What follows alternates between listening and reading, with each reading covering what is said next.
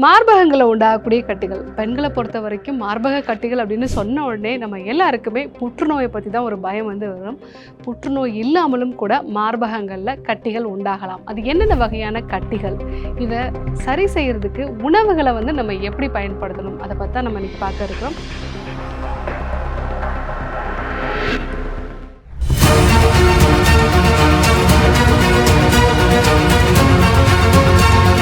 Doctor Srivarma's அழகும் ஆரோக்கியமும்.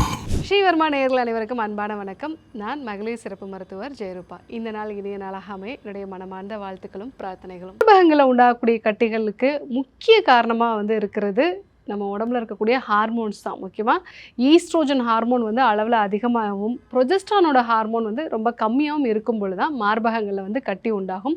So அதில் ரொம்ப காமனாக பார்க்கக்கூடியது அப்படின்னு பார்த்தீங்கன்னா ஃபைப்ரோ அடினோமா அப்படின்னு நம்ம சொல்லுவோம். எப்படி கர்ப்பப்பையில் ஃபைப்ராய்டு கட்டிகள் உண்டாகுதோ அதே மாதிரி மார்பகங்களில் இருக்கக்கூடிய டிஷ்யூக்கள். ஸோ இந்த திசுக்களில் ஒரு ரப்பரியாக நம்ம அந்த கட்டியை தொடும்பொழுது கூட ஒரு ரப்பர் பாலை தொட்டோன்னா எப்படி ஒரு ஹார்ட்னஸ் இருக்குமோ அதே மாதிரி ஒரு ஹார்ட்னஸோடு இருக்கும். அதே மாதிரி மூவ் ஆகும். வலிகள் அதிகமாக இருக்காது. ஒரு சிலருக்கு அந்த பீரியட்ஸ் வரதுக்கு முன்னாடி மட்டும் வலிகள் இருக்கலாம். இந்த மாதிரி நிறைய கட்டிகள் இருக்கலாம். ஸோ இது ஒரு ஃபைப்ராய்டு கட்டிகள் நம்ம சொல்லலாம். இதனால் பெருசாக பாதிப்புகள் இருக்காது. இது புற்றுநோயாக மாறாது. ஆனால் இந்த கட்டிகளுக்கு சிகிச்சை முறைகள் அப்படிங்கிறது அவசியம். ஒரு சிலருக்கு இந்த ஃபைப்ரோ அடினோமா கூட சிஸ்டிக் சேஞ்சஸ் அப்படின்னு சொல்லுவோம். இது பீரியட்ஸ் வரதுக்கு முன்னாடி மட்டும் இந்த கட்டிகள் உருவாகும். அந்த கட்டிகள் கொஞ்சம் வலியோட இருக்கும். ஒரு சிலருக்கு அந்த ஸ்கின்னில் கலர் சேஞ்சஸ் கூட ஒரு ரெட்னஸ் கூட வரலாம். ஸோ கொஞ்சம் அழுத்தமாக இருக்கும். ஆனாலும் கூட அழுத்தும் போது உங்களுக்கு வலிகள் இருந்தது அப்படின்னா ஃபைப்ரோசிஸ்டிக் சேஞ்சஸ் அப்படின்னு நம்ம சொல்லலாம். ஸோ இதுவும் ஹார்மோன் சம்மந்தமான பிரச்சனைகளோட உங்களுக்கு ஒரு சில இன்ஃபெக்ஷன்ஸும் இருந்ததுன்னா இந்த மாதிரியான கட்டிகள் உருவாகலாம். ஒரு சிலருக்கு பார்த்தீங்க அப்படின்னா சிஸ்டிக் சேஞ்சஸ் அப்படின்னு போட்டிருப்பாங்க. இது எப்படின்னா உங்களுக்கு அந்த கட்டிகளை அழுத்தும் போது ஒரு திராட்சை பழத்தை அழுத்தினா எப்படி ஒரு டெண்டர்னஸாக இருக்கும். உள்ள ஒரு திரவம் இருக்கிறதுனாலையும் கொஞ்சம் அந்த இடத்துல சதைகள் இருக்கிறதுனாலையும் நமக்கு தொடும் பொழுது கொஞ்சம் சாஃப்டாக தோணும். ஸோ அந்த மாதிரியான ஒரு கட்டிகள் இருக்குது அப்படின்னா இது சிஸ்ட் அப்படிங்கிறது விஷயம். இது நிறைய டீனேஜ் பெண்களுக்கு இருக்கும். ஒரு சிலருக்கு பார்த்திங்கன்னா ஒரு மேரேஜுக்கு அப்புறமா ஒரு குழந்தை பேருக்கு அப்புறமா இந்த கட்டிகள் சரியாயிடலாம். ஆனால் ஒரு சிலர் பார்த்திங்கன்னா அளவில் அதிகமாகி பாதிப்புகளை உண்டு பண்ணலாம். இதற்கும் சிகிச்சை முறைகள் அவசியம். ஸோ இது இல்லாமல் இன்ஃபெக்ஷன்ஸ் வர்றது. ஸோ அந்த இன்ஃபெக்ஷனால் அந்த பால் குழாய்கள்லையோ இல்லை அதை சுற்றி இருக்கக்கூடிய பகுதிகள்லையோ கட்டிகள் உருவாகலாம். ஸோ இது ரொம்ப காமனாக பார்த்திங்க அப்படின்னா பால் கொடுக்கக்கூடிய அம்மாக்களுக்கு இந்த மாதிரியான கட்டிகள் வரலாம். ஸோ இதை நம்ம ரிமூவ் பண்ணிடுறது நல்லது. ஸோ இன்னும் சில நபர்களுக்கு பார்த்திங்க அப்படின்னா அவங்களுடைய பிரேசியஸ் கரெக்டாக போடாததுனால அழுத்தத்தினால அங்கே கட்டிகள் மாதிரி உருவாகலாம். ஸோ இதற்கும் நம்ம ஒரு வெந்நீர் வச்சு ஒத்தடம் கொடுக்கறது இல்லை ப்ராப்பரான நம்ம உள்ளாடைகளை அணிகிறது இதெல்லாம் நம்ம ஃபாலோ பண்ணோம் அப்படின்னால இந்த கட்டிகள் சரியாயிடும். இது இல்லாமல் புற்றுநோய் அப்படிங்கிறதும் இன்னும் இளம் வயதில் எல்லாமே நம்ம இப்போ பார்க்குறோம். மார்பக காம்புகளில் பாதிப்புகள் இருக்கும். ஸோ அங்கே ரத்தம் சுரக்கிறதோ இல்லை நீர் சுரக்கிறதோ இந்த மாதிரியான அறிகுறிகள் இருக்கும். ஒரு சிலருக்கு அந்த புற்றுநோய் ரொம்ப அதிகமாக பரவும் பொழுது அந்த தோல் பகுதிகள் ஆரஞ்சு தோல் மாதிரி அங்கங்கே உள்ளே பள்ளம் அழுந்தி இருக்கும். இந்த மாதிரியான மாற்றங்கள்லாம் இருக்குது அப்படின்னா அது புற்றுநோய்க்கான அறிகுறியாக இருக்கலாம். இன்னும் சில நபர்களுக்கு இந்த மார்பகங்களில் கட்டிகளோட அவங்களுடைய அக்குள் பகுதிகள்லையும் நிணநீர் கட்டிகள் இருக்கலாம். ஸோ இந்த மாதிரி இருந்தாலும் நம்ம உடனடியாக மருத்துவரை சந்திக்க வேண்டியது அவசியம்.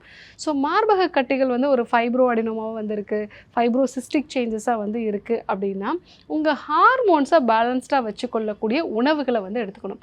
அதில் முதல்ல நீங்கள் காஃபி டீ அதிகமாக எடுத்துக்கிறத அவாய்ட் பண்ணணும். ஏன்னா இது இன்ஃப்ளமேஷனை க்ரியேட் பண்ணுறதுனால ரொம்ப காமனாக இந்த ஃபைப்ரோ அடினோமாக்கு காஃபி டீ அதிகமாக எடுத்துக்கிறது முக்கியமான காரணமாக இருக்குது. அதே மாதிரி எண்ணெயில் பொரிச்ச உணவுகளை நிறைய எடுத்துக்கிறது, நிறைய பால் சம்பந்தமான உணவுப் பொருட்களை எடுத்துக்கிறது இதுவும் அந்த கட்டிகளுக்கு முக்கியமான காரணமாக இருக்கிறதுனால இதெல்லாம் நம்ம அவாய்ட் பண்ணிடுறது நல்லது.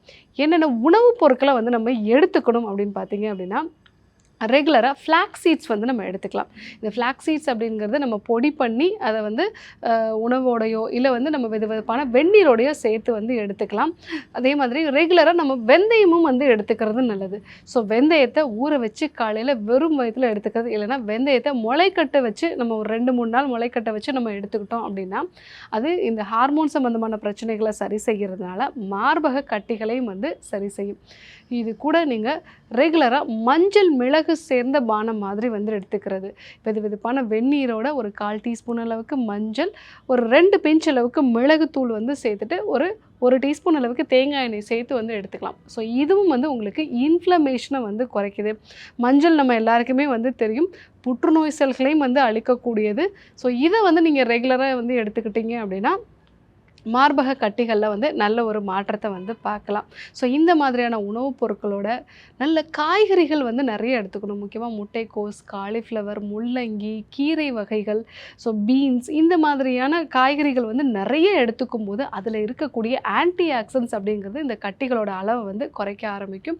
ஸோ முக்கியமாக நம்ம வந்து அதிகமான எண்ணெயில் பொரித்த உணவுகளையும் அதிக இனிப்பான உணவுப் பொருட்களையும், காஃபி, டீ அதிகமாக எடுத்துக்கிறது, பால் சம்மந்தமான உணவுப் பொருட்கள், பிளாஸ்டிக்கில் சூடான உணவுப் பொருட்கள் வச்சு வந்து எடுத்துக்கிறது, அடிக்கடி ஃப்ரிட்ஜில் வச்சு சமைச்ச உணவுகளை ரீஹீட் பண்ணி எடுத்துக்கிறது, இதெல்லாம் நம்ம வந்து அவாய்ட் பண்ணிடணும். இதெல்லாம் அவாய்ட் பண்ணிவிட்டு நீங்கள் கலர்ச்சிக்காய் மிளகும் வந்து எடுத்துக்கலாம். இதுவும் வந்து இன்ஃப்ளமேஷனை குறைக்கக்கூடியதான். நான் சொன்ன இந்த உணவு முறைகள்லாம் நீங்கள் கரெக்டாக ஃபாலோ பண்ணிவிட்டு உங்கள் ஹார்மோன்ஸையும் நீங்கள் பேலன்ஸ்டாக வச்சுருக்கீங்க அப்படின்னா இந்த கட்டிகளில் நல்ல ஒரு மாற்றத்தை பார்க்கலாம். டாக்டர் என்ன பண்ணாலும் கட்டிகள் குறையவே இல்லை அப்படின்னா ஒரு மருத்துவ ஆலோசனை எடுத்துக்க வேண்டியது அவசியம். முதல்ல இது என்ன வகையான கட்டி அப்படிங்கிறத வந்து நீங்கள் மருத்துவர்கிட்ட ஒரு முறை பரிசோதனை பண்ணி பார்த்துக்கிறது நல்லது. ஸோ பெண்கள் எல்லாருமே ஒவ்வொரு மாதமும் அந்த மாதவிடாய் முடிஞ்சதுக்கு அப்புறமா சுய பரிசோதனை பண்ணிக்க வேண்டியது அவசியம். அப்போ தான் கட்டிகள் ஏதாவது இருந்தாலும் ஆரம்ப கட்டத்திலே அதை வந்து நம்ம கண்டுபிடிச்சிக்கலாம். ஸோ ஒருவேளை கட்டிகள் வந்து இருக்குது அப்படின்னா ஒரு மருத்துவர்கிட்ட நீங்கள் பரிசோதனை பண்ணி அது என்ன வகையான கட்டி, ஸோ அது சாதாரண கட்டி தானா இல்லை புற்றுநோய் கட்டியா அப்படிங்கிறத நம்ம ஒரு பரிசோதனை மூலமாக தெரிஞ்சுக்க வேண்டியது அவசியம். தேவைப்பட்டால் சில எக்ஸ்ரே வகையான மேமோகிராமும் வந்து நம்ம எடுத்துக்க வேண்டியது அவசியம். ஸோ மார்பக கட்டிகள் அப்படின்னு சொன்ன உடனே புற்றுநோயின்னு நம்ம பயப்பட வேண்டாம். நிறைய கட்டிகளில் வந்து வகைகள் இருக்குது. அது என்னென்ன வகையான கட்டிகள் அப்படிங்கிறத நான் இன்றைக்கி சொல்லியிருக்கேன். ஸோ இது எல்லாமே வந்து நீங்கள் ரெகுலராக பரிசோதனை சுய பரிசோதனை செய்யும் பொழுது தான் உங்களுக்கு வந்து தெரியும். ஸோ மார்பக கட்டிகள் இருக்குன்னா அதை நான் சொன்ன இந்த உணவுகளெல்லாம் அவாய்ட் பண்ணிவிட்டு என்னென்ன உணவுகள் சேர்த்துக்கணும்னு சொல்லியிருக்கணும் அதையும் நீங்கள் வந்து ஃபாலோ பண்ணுங்கள். இதுக்கப்புறமாவும் அந்த கட்டிகள் இருக்குது அப்படின்னா ஒரு மருத்துவ ஆலோசனை வந்து எடுத்துக்கோங்க. ஸோ இன்றைக்கி மார்பக கட்டிகளை பற்றி நம்ம தெரிஞ்சுக்கிட்டோம். இதே போன்று ஒரு நல்ல தகவலோடு உங்களை சந்திக்கிறேன். நன்றி. ஸ்ரீ வர்மா ஆயுர்வேதா மருத்துவமனையின் வெல்னஸ் குருஜி அவர்களை அக்டோபர் மாதம் 3ஆம் வாரம் 13ஆம் தேதி திங்கட்கிழமை காலை 7 மணி முதல் இரவு 7 மணி வரை கோடம்பாக்கத்திலும், 14ஆம் தேதி செவ்வாய்க்கிழமை காலை 10 மணி முதல் மாலை 4 மணி வரை மதுரை மினி கேம்பிலும், 15ஆம் தேதி புதன்கிழமை காலை 7 மணி முதல் மாலை 4 மணி வரை நாகர்கோவிலிலும், 16ஆம் தேதி வியாழக்கிழமை காலை 7 மணி முதல் மாலை 4 மணி வரை திருநெல்வேலியிலும், 17ஆம் தேதி வெள்ளிக்கிழமை காலை 6 மணி முதல் மாலை 6 மணி வரை மதுரையிலும், 18ஆம் தேதி சனிக்கிழமை காலை 6 மணி முதல் மாலை 6 மணி வரை திருச்சியிலும் சந்தித்து மருத்துவ ஆலோசனை மற்றும் ஆசி பெற தொடர்பு கொள்ள வேண்டிய தொலைபேசி எண்கள் 9994244111. ஆச்சார்யா டாக்டர் ஸ்ரீ வர்மா அவர்களிடமும் வெல்னஸ் குருஜி அவர்களிடமும் நேரடியாக பயிற்சியும் ஆசியும் பெற்ற doctor Hemala Tiruvallur, doctor Aneesh Fathima Ambattur, doctor Surya Kodambakkam, doctor Jayarupa Manapakkam, doctor Mekala Velachery, doctor Jayakanthan Pondicherry, doctor Rizwana Tiruvannamalai, doctor Saraswathi Salem, doctor Mary Kalsa Trichy, doctor Abinasha Thanjavur, doctor Abina Mubisha Madurai, doctor Jebashin Nagercoil, doctor Malathi Coimbatore, doctor Krithika Hosur, doctor Guna Apsara Bangalore, doctor Navaneeth Hyderabad, doctor Siddhanath, Mumbai. பட்டப்படிப்பு மற்றும் பட்ட மேற்படிப்பு முடித்த மருத்துவர்களை சந்தித்து சிகிச்சை பெறலாம். ஆயுர்வேதம் ஒரு பொக்கிஷம், நம் ஆயுள் நீட்டக்கும் அற்புதம். டாக்டர் ஸ்ரீவர்மாஸ் அறுவை சிகிச்சையில்லா குணம், இது ஆயுட்கால நிவாரணம். டாக்டர் ஸ்ரீவர்மாஸ் அனைத்து நோய்களுக்குமான குணம், அழகு தரும் மூலிகைகள், ஆரோக்கியம் தரும் மருத்துவர்கள். டாக்டர் ஸ்ரீவர்மாஸ், அழகும் ஆரோக்கியமும்.